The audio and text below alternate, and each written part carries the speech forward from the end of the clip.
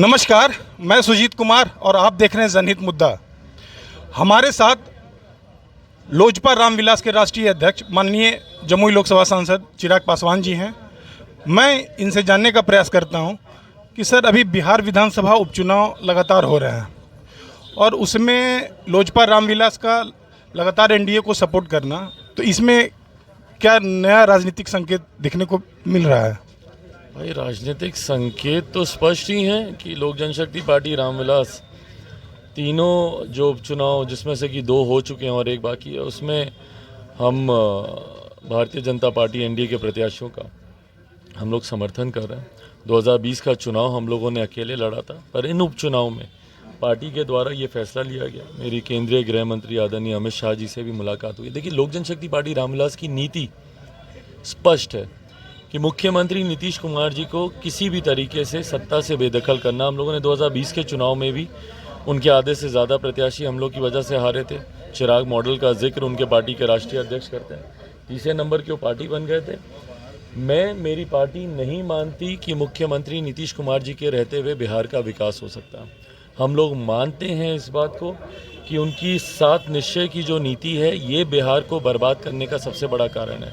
मुख्यमंत्री नीतीश कुमार जी के पास बिहार के विकास के लिए कोई विजन नहीं है। आईटी जॉब, आईटी सेक्टर्स हों, या हेल्थ सेक्टर में इम्प्रूवमेंट की बात हो, या एजुकेशनल हब बनाने की बात हो, या इन्वेस्टर्स को सिंगल विंडो क्लियरेंसेज या ईज ऑफ बिजनेस देने की बात हो, प्रति व्यक्ति आय को बढ़ाने की बात हो, ये कोई भी नीति मुख्यमंत्री नीतीश कुमार जी के पास नहीं है। और नली गली बनाने से बिहार का विकास नहीं हो सकता। ये बेसिक डेवलपमेंटल नेसेसिटीज़ हैं जो कि आपको बाय डिफ़ॉल्ट करनी ही थी। पर इसके बाद आप इस तरीके की जो विकास को लेकर जो योजनाएं हैं, अगर उस पर सरकार काम नहीं करेगी तो बिहार पिछड़ रहा था और पिछड़ता जाएगा। तो इसका जिम्मेदार हम लोग मुख्यमंत्री नीतीश कुमार जी को मानते हैं और हर वो फैसला लोक जनशक्ति पार्टी रामविलास लेगी जिससे मुख्यमंत्री नीतीश कुमार जी, उनकी पार्टी कमज़ोर हो और बिहार के हित में हम लोग आगे बढ़ने का हम लोग प्रयास करें। सर, लगातार आप युवा आयोग की बात करते हैं, क्योंकि बराबर आपको देखा गया है संसद में भी आप युवा आयोग की गठन की बात करते हैं। महंगाई और रोजगार सबसे बड़ा मुद्दा अभी बनता जा रहा है, तो इस पे सही रोजगार आयोग या युवा आयोग का गठन को लेकर क्या?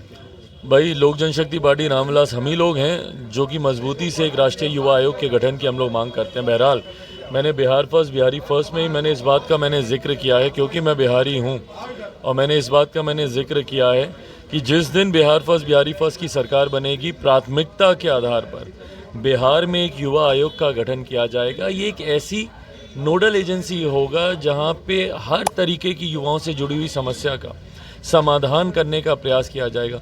शिक्षा से जुड़ी हुई हो, रोजगार से जुड़ी हुई हो, विभिन्न व्यवसायों से जुड़ी हुई हो, खेलकूद से जुड़ी हुई हो, कला के क्षेत्र से जुड़ी हुई हो, युवाओं से जुड़ी जितनी समस्या है उसका निदान करने के लिए इस आयोग का गठन किया जाएगा।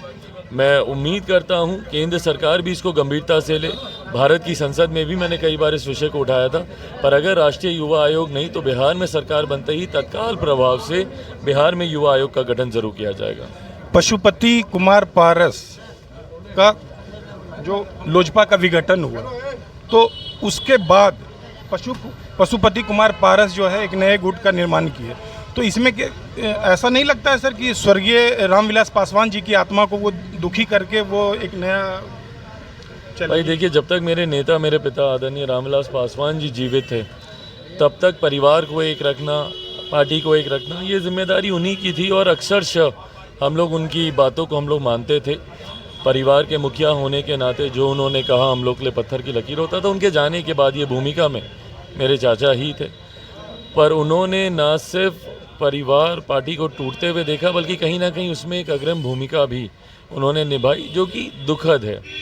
ऐसे में अब ये जिम्मेदारी पूरी तरीके से उनके ऊपर ही होती है कि वो परिवार को साथ रखते हैं, नहीं रखते हैं, पर यकीनन उनके इस कदम से मेरे नेता, मेरे पिता जहाँ कहीं भी होंगे, यकीनन उनको दुख पहुँचा होगा। सर, बिहार में प्रशांत किशोर, मुकेश सहनी या अन्य युवा नेता, बहुत सारे लोग अपनी अपनी कैंपेनिंग में लगे हुए हैं, तो आने वाले समय, चूँकि राजनीतिक संभावनाओं का एक परिदृश्य उत्पन्न करता है, तो आने वाले समय में ये जितने भी छोटे छोटे जो ये नए उभार है युवाओं का, तो इसमें क्या एक नए गठबंधन का संकेत आने वाले समय में मिल सकते हैं? देखिए भविष्य में क्या है उसके बारे में तो नहीं पता, पर हाँ इतना मैं ज़रूर कहूँगा कि ऐसे पढ़े लिखे युवाओं का राजनीति में आना ज़रूरी है।